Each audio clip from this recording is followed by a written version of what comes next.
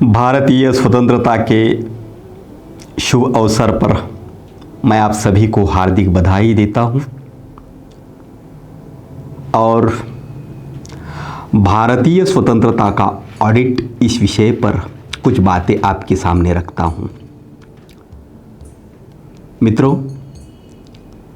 हमने यह जो आज़ादी हासिल की है, यह आज़ादी हासिल करने के लिए हमारे देश की स्वतंत्रता सेनानियों को बहुत बड़ा त्याग करना पड़ा,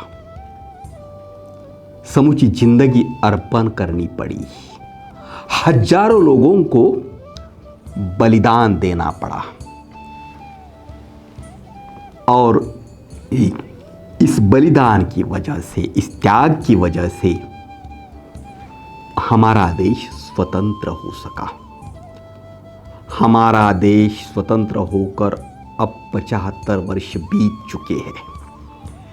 इन 75 सालों में हमने क्या हासिल किया, इसका हिसाब किताब करने की बहुत जरूरी है। और इसका हिसाब किताब करने के लिए मैं कुछ मुद्दों को सामने रखकर यह हिसाब किताब आपके सामने रखने जा रहा हूं। हमारे देश के स्वतंत्रता सेनानियों ने देश के बारे में क्या सपने देखे थे, उन सपनों को हासिल करने के लिए हमने क्या क्या प्रयास किए, क्या क्या हासिल किया, क्या क्या हासिल करना रह गया, इन सभी बातों को सामने रखकर हमें यह ऑडिट करने की जरूरत है। मैं पहले आपको यह बताना चाहता हूं कि हमारा जो यह आजादी का आंदोलन है, इसके दो पहलू हैं। एक सामाजिक स्वतंत्रता का आंदोलन और दूसरा राष्ट्रीय स्वतंत्रता का आंदोलन। सामाजिक स्वतंत्रता का आंदोलन हमारे देश में महात्मा ज्योतिराव फुले, राजर्षि शाहू महाराज, डॉक्टर बाबा साहब आंबेडकर जैसे सामाजिक क्रांतिकारियों ने चलाया। तो हमारा राजनैतिक स्वतंत्रता का आंदोलन हमारे देश में लोकमान्य तिलक से लेकर महात्मा गांधी, पंडित जवाहरलाल नेहरू, सरदार वल्लभ भाई पटेल, भगत सिंह, सुभाष चंद्र बोस जैसे कई सारे स्वतंत्रता सेनानियों ने यह आंदोलन चलाया। इन लोगों ने जो भारत के बारे में सपने देखे थे, उन सपनों को हासिल करने के लिए पिछले 75 सालों में बहुत सारे प्रयास किए हैं, लेकिन तब भी उन्होंने जो सपने देखे थे, वह सपने आज तक हम पूरी तरह से पूरे नहीं कर सके। इसकी क्या वजह है, इसके बारे में भी हमें सोचने की जरूरत है। हमारे देश में गैर बराबरी खत्म हो, दरिद्रता खत्म हो, हमारे देश में जो अंधविश्वास है, यह अंधविश्वास खत्म हो, भारत के सभी लोगों को सुख चैन से जीने का, अपना सर्वांगीण विकास करने का समान अवसर मिले। भारत में स्वतंत्रता, समता और न्याय पर आधारित व्यवस्था प्रस्थापित हो, भारत का औद्योगिक विकास हो, भारत का कृषि में विकास हो, जाति व्यवस्था खत्म हो, यह सारे सपने हमारे देश के स्वतंत्रता सेनानियों ने देखे थे। इन सपनों को साकार करने के लिए स्वतंत्र भारत में हमने कदम भी उठाए हैं। हमने 1950 में हमारा संविधान अंगीकृत किया और संविधान ने हमारे देश का एक नया राष्ट्र बनाने के लिए कुछ संकल्प किए। भारत का एक सार्वभौम समाजवादी पंथ निरपेक्ष राष्ट्र बनाने का सपना हमें देखा। सभी को स्वतंत्रता, समता देने का, सभी देशवासियों में बंधुता प्रवृत्त करने का सपना हमें देखा और एक प्रगत राष्ट्र बनाने का सपना हमें देखा था। इस सपने को साकार करने के लिए हमें योजना आयोग की स्थापना की। पंचवर्षीय योजनाओं की शुरुआत की और उनमें जो उद्दिष्ट रखे थे वह उद्दिष्ट यह थे कि सामाजिक आर्थिक विकास के लिए राष्ट्रीय उत्पन्न को बढ़ावा देना, कृषि के क्षेत्र के साथ साथ औद्योगिक क्षेत्र का विकास करना, खाद्यान्न का उत्पन्न बढ़ाना, देश में जो आर्थिक विषमता मौजूद है उस विषमता को खत्म करना, जनसंख्या को नियंत्रित करना और हमारे देश में कल्याणकारी राज्य व्यवस्था की प्रस्थापना करना, ऐसे कुछ उद्दिष्ट हमने सामने रखे थे और उन उद्दिष्टों को हासिल करने के लिए हमने बहुत सारे कदम बढ़ाए हैं। क्या क्या हासिल किया हमने? आज तक हमने 13 पंचवर्षीय योजना के माध्यम से कई क्षेत्रों में विकास करने का प्रयास किया। पंडित जवाहरलाल नेहरू दूरदृष्टि के नेता थे, वह बुद्धिवादी थे, विज्ञानवादी थे। इसीलिए हमारे देश में उद्योगों को बढ़ावा देने के लिए उन्होंने बहुत सारा प्रयास किया। उनका दृष्टिकोण विज्ञानवादी था, बुद्धिवादी था। यह बहुत ही महत्वपूर्ण दृष्टिकोण है। आज भी इस दृष्टिकोण को बढ़ावा देने की बहुत जरूरत है। पंडित नेहरू जी कहते थे कि हमारे देश में विज्ञानवाद को बढ़ावा मिलने की जरूरत है और इसीलिए हमें नए मंदिर का निर्माण करने की जरूरत है, हमें नए तीर्थ स्थानों का निर्माण करने की जरूरत है। जो मंदिर, जो तीर्थ स्थान नवनिर्माण क्षम होंगे, जो मंदिर, जो तीर्थ स्थान अंधविश्वास को बढ़ावा देने वाले नहीं होंगे, तो राष्ट्र का निर्माण करने का काम करने वाले होंगे, नया कुछ निर्माण करने का काम करने वाले होंगे। और ऐसे कुछ मंदिर उन्होंने निर्माण किए। कौन कौन से मंदिर निर्माण किए उन्होंने? आईआईटी का निर्माण किया, आईआईएम का निर्माण किया, कई सारे विश्वविद्यालय स्थापित किए, भाखड़ा नांगल जैसा बांध बनाया, बोकारो इस्पात कारखाने का निर्माण किया। बेसिक स्ट्रक्चर बढ़ाने का प्रयास उन्होंने अपने देश में किया और पहली पंचवर्षीय योजना में 3.6% विकास दर हमने हासिल किया। साक्षरता बढ़ाने का प्रयास किया, सड़क, रेल और विज्ञान और तकनीकी में हमारा विकास हो, इसका भी प्रयास हमारे देश में बहुत सारा हुआ।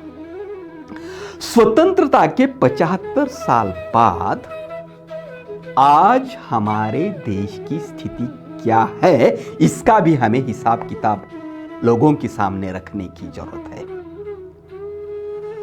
जब हमें स्वतंत्रता मिली तब हम 40 करोड़ थे और आज हम 135 करोड़ बन चुके हैं। हमारी जनसंख्या तो हमने बढ़ाई है। कई सारी वजहों से यह जनसंख्या बढ़ी है, आरोग्य सुविधा भी बढ़ी है।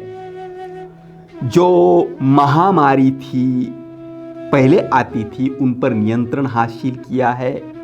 यह सब कुछ हासिल हमने किया है। लेकिन जितनी जनसंख्या बढ़ी है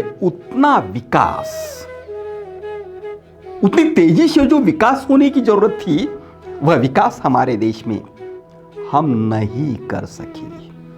हम कुछ कदम जरूर आगे आए हैं, लेकिन हम हमारे देश की गरीबी को पूरी तरह से खत्म नहीं कर सके।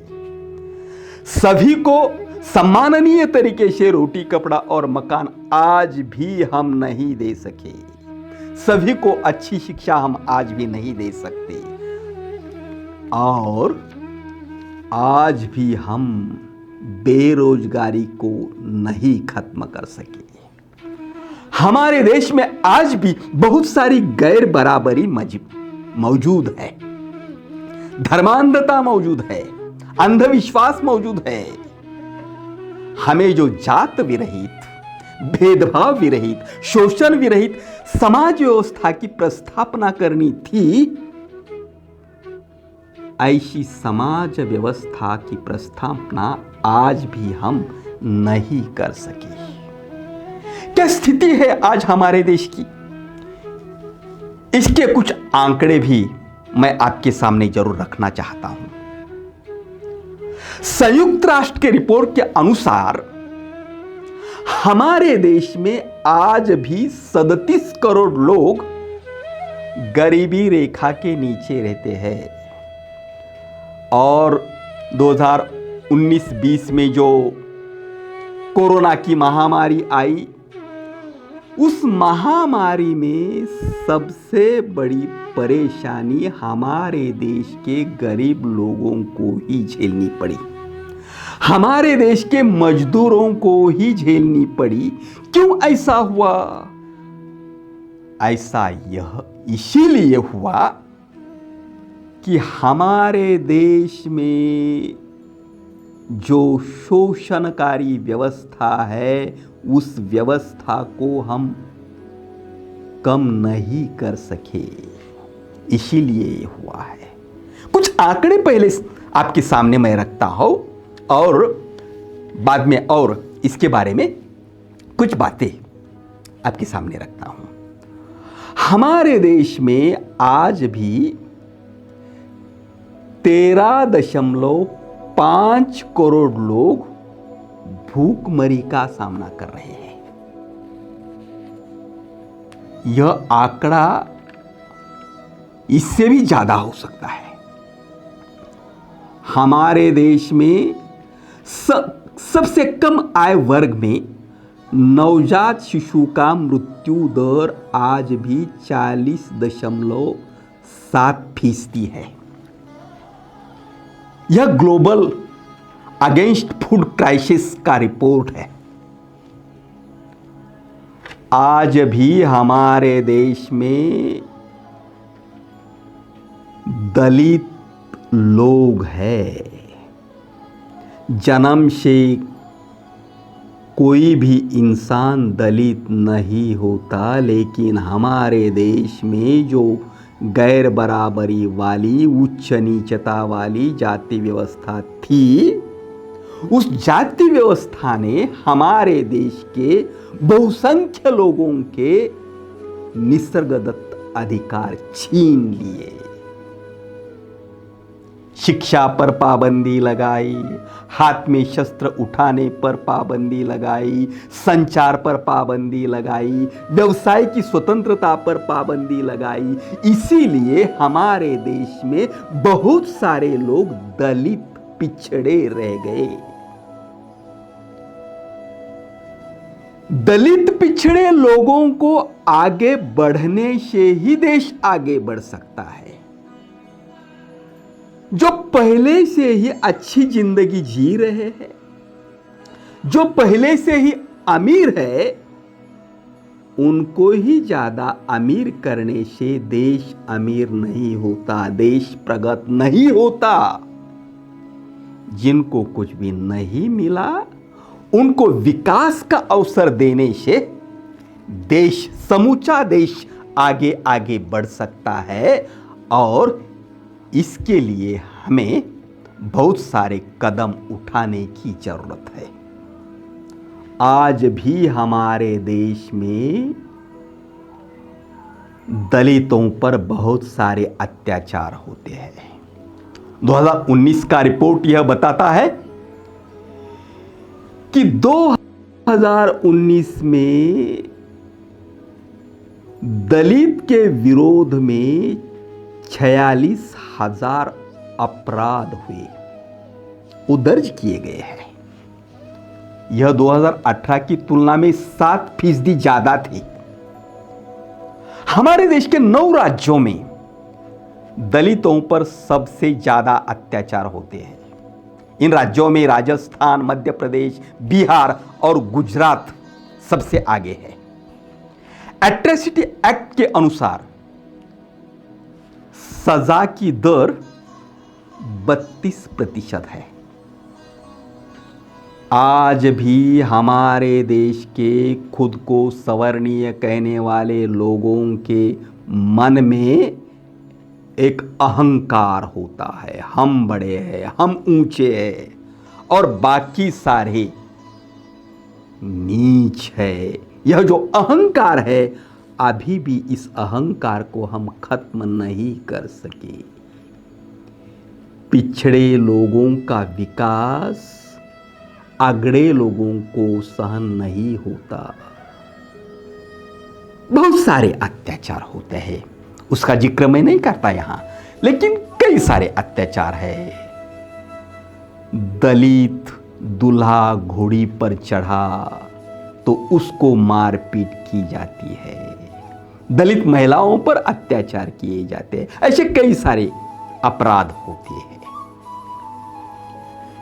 हमारे देश की स्वास्थ्य की स्थिति क्या है? स्वास्थ्य की उपलब्धता में भी बहुत सारी विषमता हमारे देश में है। जिनके पास पैसा होता है उनको अच्छी स्वास्थ्य सुविधा मिलती है, लेकिन जिनके पास पैसा नहीं होता उनको अच्छी सुविधा नहीं मिलती है। शहरी क्षेत्र में और ग्रामीण क्षेत्र में रहने वाले लोगों में भी स्वास्थ्य सुविधा के बारे में बहुत सारी विषमता है। इसे भी हमें खत्म करने की बहुत जरूरत है। अच्छी शिक्षा देने के बारे में हमारे देश ने, संविधान ने तो सभी को अच्छी शिक्षा देनी चाहिए, ऐसा कानून हमारे देश में किया गया। लेकिन तब भी हमारे देश में जो निजीकरण हो रहा है, स्कूलों का निजीकरण, कॉलेजों का निजीकरण, विश्वविद्यालयों का निजीकरण,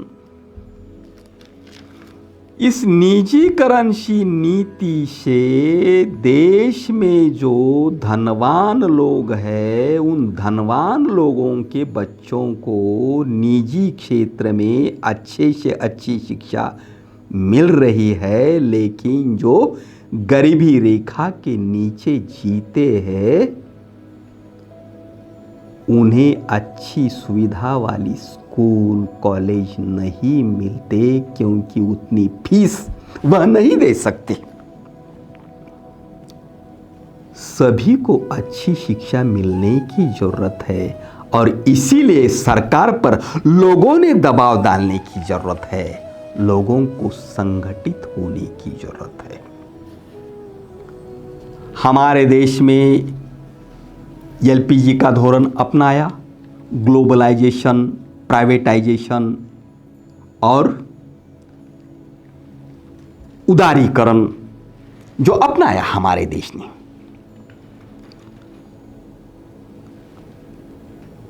इसी वजह से हमारे देश की तरक्की हुई, ऐसा कहा जा सकता है। हुई है तरक्की, लेकिन किन लोगों की तरक्की हुई? जिनके पास पैसा था उन लोगों की तरक्की हुई। सभी भारतवासियों की तरक्की होने से ही सभी देश की तरक्की हुई है, ऐसा कहा जा सकता है। लेकिन आर्थिक क्षेत्र में हमारे देश में बहुत बड़ी असमानता पैदा हुई है। 1990 तक अरबों खरबों पतियों में एक भी भारतीय का नाम नहीं था। फोर्ब्स नाम की एक आर्थिक पत्रिका है, दुनिया भर के अरबों खरबों पतियों की सूची वह हर साल छापती है। 1990 के बाद हमारे देश में 100 से अधिक लोग अरबों खरबों पतियों की लिस्ट में आए हैं। हमारे देश के लोगों को स्वतंत्रता सेनानियों ने सपना देखा था कि हमें आर्थिक गैर बराबरी को खत्म करना है। आज स्थिति क्या है? कुछ आंकड़े ऐसा बताते हैं कि देश की 51% कुल आय पर हमारे देश के 1% लोगों का कब्जा है। नेशनल सैंपल सर्वे का आंकड़ा 28% आय पर 1% लोगों का कब्जा है, ऐसा बताता है। आज अपने देश में ब्रिटिश काल से भी ज्यादा आय की असमानता बढ़ गई है। कुल राष्ट्रीय दौलत में 60% लोगों की हिस्सेदारी सिर्फ 4.7% है। इतनी गैर बराबरी हमारे देश में बढ़ गई है। तो यह जो गैर बराबरी हमारे देश में बढ़ गई है, विषमता बढ़ गई है, इसको खत्म करने की जरूरत है। संविधान कहता है विषमता को खत्म करना है, संविधान कहता है शोषण को खत्म करना है, सरकार भी कहती है गैर बराबरी को खत्म करना है, सभी का विकास करना है। ऐसी सारी बातों के बावजूद भी हमारे देश में आज भी गैर बराबरी क्यों है? आज भी किसानों को आत्महत्या क्यों करनी पड़ती है? आज भी दलितों पर अत्याचार क्यों होते हैं? इसका ऑडिट हमें आज करने की जरूरत है। क्यों हुआ ऐसा? ऐसा इसीलिए हुआ कि हमारे देश के संविधान ने जो नैतिकता हमारे शासनकर्ता लोगों को दी थी, उस नैतिकता का पालन हमारे राज्यकर्ता लोग ईमानदारी से नहीं करते, इसीलिए ऐसा हो रहा है। संविधान की शपथ का पालन करना पड़ेगा। क्या है संविधान की शपथ? सारे राजनेता सत्ता की कुर्सी पर बैठते वक्त शपथ लेते हैं, संविधान की शपथ लेते हैं। कानून द्वारा निर्मित संविधान पर सच्ची श्रद्धा और निष्ठा रखूंगा और सभी की सेवा को मैं खुद को समर्पित करूंगा।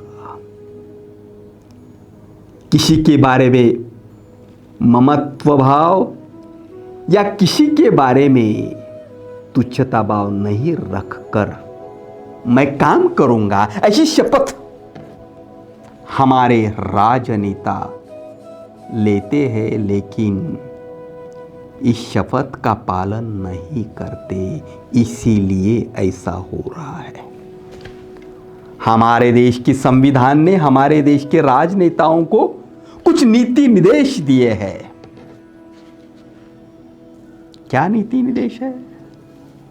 वह नीति निर्देश यह कहते हैं कि देश में सभी का कल्याण होना चाहिए, सभी का जीवन स्तर ऊंचा होना चाहिए, इसीलिए सरकार को काम करने की जरूरत है। देश में विषमता नहीं बढ़नी चाहिए, इसीलिए काम करने की जरूरत है। लेकिन यह जो नीति निर्देश दिए हैं काम करने के लिए, उसका पालन हमारे देश में नहीं होता, इसीलिए हमारे देश में आज भी बहुत सारी गैर बराबरी मौजूद है। हमें इसे खत्म करने की जरूरत है। इसे खत्म करने के लिए हमें क्या करना पड़ेगा?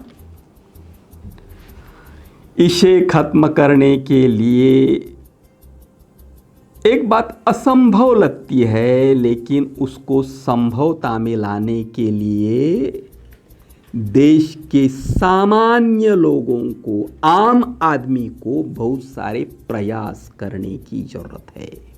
क्या प्रयास करने की जरूरत है? हमारे देश के आम आदमी को हमारे सच्चे प्रतिनिधि चुनकर देने की जरूरत है। लेकिन आज ऐसा नहीं हो रहा है। क्यों ऐसा नहीं हो रहा है? हमारे देश में कुछ चुनिंदा पूंजीपतियों ने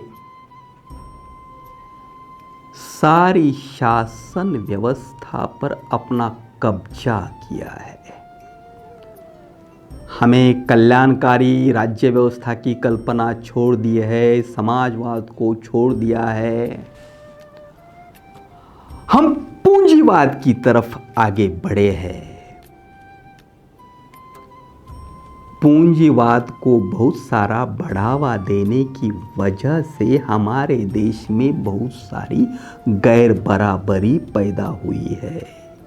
और दूसरी चीज यह है कि हमारे चुनाव में धनवान लोग ही काम कर सक रहे हैं। क्यों? इसीलिए कि हमारे चुनाव में प्रचार प्रसार करने की जरूरत है। प्रचार प्रसार करने के लिए पैसों की जरूरत होती है। जो पक्ष, जो पार्टी पूंजीपति लोगों का हित हो, ऐसे कार्यक्रम बनाती है,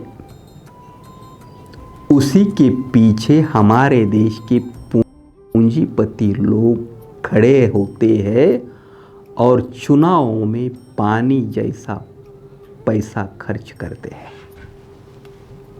और हमारे देश में पूंजीपतियों का हित करने वाले धोरण अपनाए जाते हैं। गरीबों की बात तो की जाती है, आम आदमी की बात तो की जाती है, लेकिन सही मायने में आम आदमी का हित करने का काम हमारे यह राज्यकर्ता लोग आज भी नहीं करते। इसीलिए हमारे देश के कुछ लोगों ने तरक्की की है, लेकिन हमारे देश की राष्ट्रीय आय का न्यायवादी तरीके से आवंटन नहीं होता। जो कुछ चुनिंदा धनवान लोग हैं, उनका जीवन ही अधिक से अधिक सुखी बन रहा है और गरीब अधिक गरीब बन रहे हैं, यही दिख रहा है। और कोरोना काल में तो गरीबों की बहुत सारी परेशानी हो गई। बहुत सारे लोग इस काल में मर चुके हैं, भूखे मर चुके हैं। कुछ व्यवस्था थोड़ी सी की, लेकिन उनकी जिंदगी बहुत परेशानी में आज भी जा रही है। यह क्यों हुआ? यह इसीलिए हो रहा है कि हमारे देश में आय की गैर बराबरी है, वेतन की गैर बराबरी है। हमारे देश के सांसद अपना वेतन बढ़ाने का निर्णय जल्द से जल्द लेते हैं। हमारे नौकरशाह का वेतन बढ़ता है, सभी का वेतन बढ़ता है, लेकिन हमारे देश में जो मजदूर है, जिनका हाथ पर पेट रहता है, ऐसे लोगों को बहुत ही कम मजदूरी दी जाती है। वर्तमान का एक आंकड़ा मैं आपके सामने रखता हूं। पश्चिम बंगाल की नक्सलबारी में चाय की बागान में जो मजदूर आज काम करते हैं, उन मजदूरों को रोजाना मजदूरी सिर्फ 200 मिलती है, कभी 200 से भी कम मिलती है। आज की इस महंगाई में रोजाना 200 रुपयों से क्या होता है। और दूसरी तरफ अमीरी है। यह जो गैर बराबरी वाली व्यवस्था है, उसे हमें खत्म करने की जरूरत है। और इसे खत्म करने के लिए जिनके पास कुछ नैतिकता है, जिनकी संविधान पर सच्ची निष्ठा है, आम आदमी का भला होना चाहिए, ऐसा जिन्हें ईमानदारी से लगता है, उन सभी लोगों को SC ST OBC जैसे पिछड़े लोगों को, खुद को सवर्ण कहने वालों में जो आर्थिक दरिद्रता में जी रहे हैं, उन लोगों को भी सभी को इकट्ठा होकर अपने सच्चे प्रतिनिधि चुनकर देने का प्रयास करने की बहुत जरूरत है। लेकिन हमारे देश में आज यह होता है कि धर्म के नाम पर, जाति के नाम पर हमारे देश के लोगों को भड़काया जाता है। और जो महत्वपूर्ण प्रश्न है, वह प्रश्न वैसे की वैसे ही रह जाते हैं। इसमें हमें बदलाव लाने की जरूरत है। और यह बदलाव लाने के लिए हमें क्या करना पड़ेगा? हमें बुद्धिवाद, विज्ञानवाद को बढ़ावा देना पड़ेगा, अंधविश्वास को खत्म करना पड़ेगा, धर्मांधता को खत्म करना पड़ेगा, सभी को सेक्युलरिज्म अपनाना पड़ेगा। लेकिन हमारे देश में कुछ लोग हमारे देश का परिवर्तन चक्र उल्टा घुमाने का प्रयास कर रहे हैं, धर्मांधता को बढ़ावा देने का प्रयास कर रहे हैं। ऐसी स्थिति में हमारे देश में समतावादी, स्वतंत्रतावादी, न्यायवादी लोगों को बहुत बड़ा प्रबोधन करने की जरूरत है, लोगों को जगाने की जरूरत है। और एक महत्वपूर्ण बात यह है कि हमारे देश के SC ST OBC अल्पसंख्यक लोगों में ही बहुत सारी दरिद्रता है, गरीबी है, बेकारी उनमें ज्यादा है, भूखमरी उनमें ज्यादा है। उनके जो प्रश्न है, उन प्रश्नों को छुड़ाने के लिए हमें उन्हें संगठित करने की जरूरत है। भाई, जात नैसर्गिक नहीं है, धर्म नैसर्गिक नहीं है, तू इंसान है, तू भारतीय है। और भारतीय, शोषित भारतीय के नाम पर इकट्ठा आइए। जाति धर्म के नाम पर जो बांटा जाता है, यह बहुत ही गलत बात है। ऐसे बहकावे में आप मत आओ। अपनी जो बुनियादी प्रश्न है, उस प्रश्न को छुड़ाने के लिए इकट्ठा आने की जरूरत है। और हमारे देश में संविधान ने हमारे देश के सामने जो सपना रखा है, उस सपने को साकार करने के लिए संविधान का जागरण करने की भी जरूरत है और पिछड़े लोगों को भारत की अपने अपने राज्य की सत्ता हासिल करने के लिए इकट्ठा आने की, संगठित होने की जरूरत है। हमारे देश में ज़्यादा जनसंख्या SC ST OBC लोगों की है, लेकिन प्रस्थापित लोग, सत्ता में जो लोग हैं वह लोग, खुद को सवर्णीय कहने वाले लोग अपना प्रभुत्व छोड़ना नहीं चाहते। कायम अपना ही प्रभुत्व हो, अपने ही हाथ में सत्ता हो, इसीलिए यह लोग सभी पिछड़े लोगों को बार बार जाति के नाम पर बांटते हैं और यह लोग भी बंटे जाते हैं। वास्तव स्थिति यह है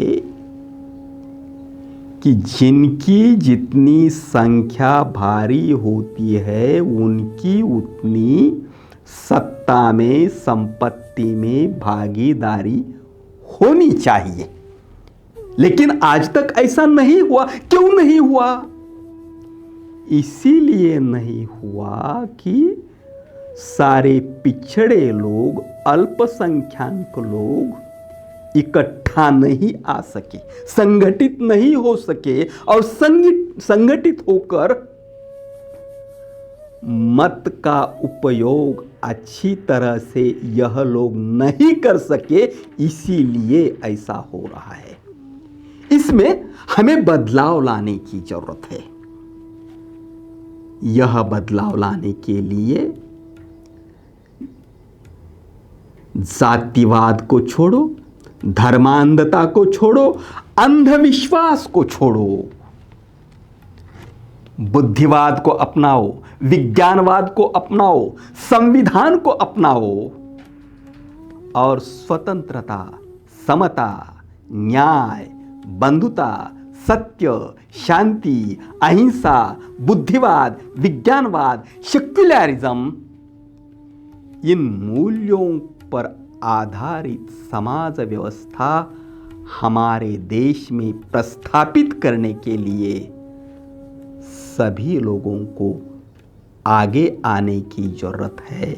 जब तक हम बुद्धिवादी, विज्ञानवादी, स्वतंत्रता, समता, न्याय, बंधुतावादी नहीं बनते, तब तक हमारे देश के स्वतंत्रता सेनानियों ने हमारे देश के बारे में जो सपने देखे थे, शोषण विरहित समतावादी व्यवस्था की प्रस्थापना करने के, वह सपने साकार नहीं हो सकते।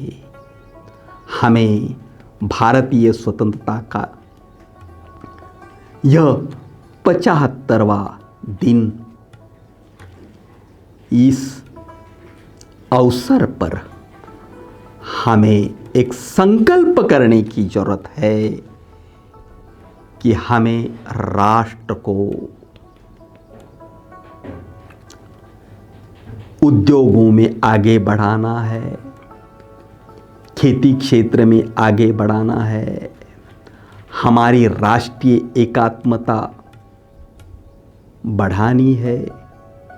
इसीलिए संविधान निष्ठ राष्ट्रवाद अपनाने की जरूरत है। संविधान निष्ठ राष्ट्रवाद ही हमारे देश को आगे लेकर जा सकता है। संविधान निष्ठ राष्ट्र को अपनाओ और अपने देश को आगे बढ़ाओ।